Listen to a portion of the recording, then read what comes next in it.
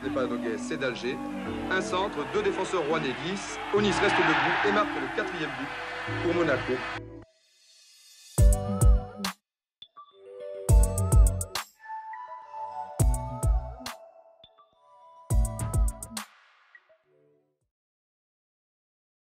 Onis s'arrête et, comme l'écrit notre confrère L'Équipe, entre au musée. Delionis, à 37 ans, se retire, mais sait-on jamais.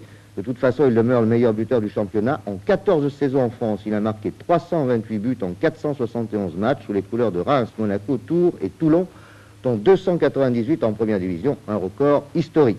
Delio Onis, italo-argentin qui a arrêté sa carrière en 1986, est depuis cette année-là le meilleur buteur incontesté de l'histoire de la Ligue 1. C'est donc l'occasion de s'intéresser de plus près à ce renard des surfaces. Bon visionnage. Il débute sa carrière en 1966 dans le club argentin de 2e division Almagro, où il est vite repéré par un autre club argentin, celui du Gimnasia, où là aussi il explose les compteurs de buts, ce qui va lui permettre de se faire repérer en France par le Stade de Reims, qui déjà à cette époque essaie de renouer avec son glorieux passé. Delio y jouera 2 saisons et y plantera tout de même 45 buts et sera transféré en 1973 à l'AS Monaco, ce qui signera le début d'une avalanche de buts en France. En effet, après 45 buts avec le Stade de Reims, Onis ne s'arrête pas là et va laisser une marque indélébile, notamment à l'AS Monaco où il y marquera 223 buts, toutes compétitions confondues, dont une saison en Ligue 2, et sera transféré après 7 années sur le Rocher à Tours, où pour ne pas changer, il y marquera au total 73 buts en 129 matchs,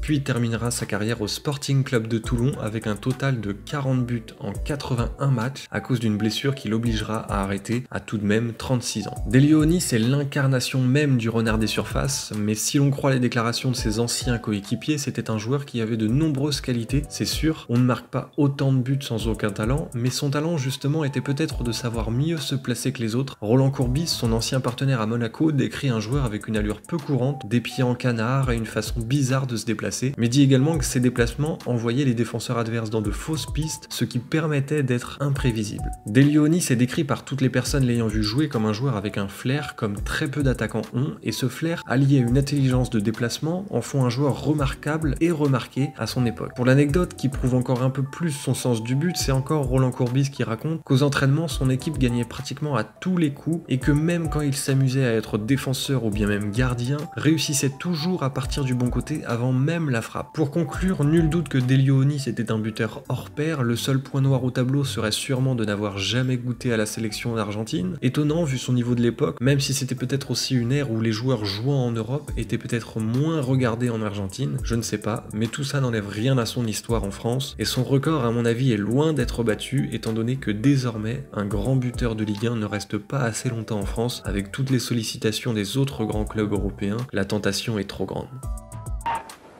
Et fin mai contre Marseille, nous vivons les 2 derniers buts marqués en première division par Onis, un coup franc des Monts, une balle relâchée qui va au fond des filets.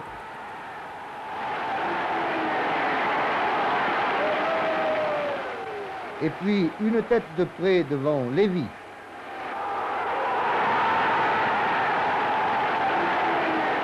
Voilà, au ralenti, le dernier but de la carrière d'Onis en France, le 298e en championnat, en première division.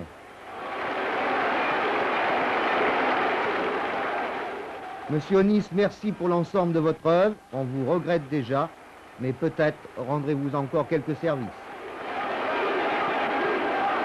Vraiment bravo à Delio Onis.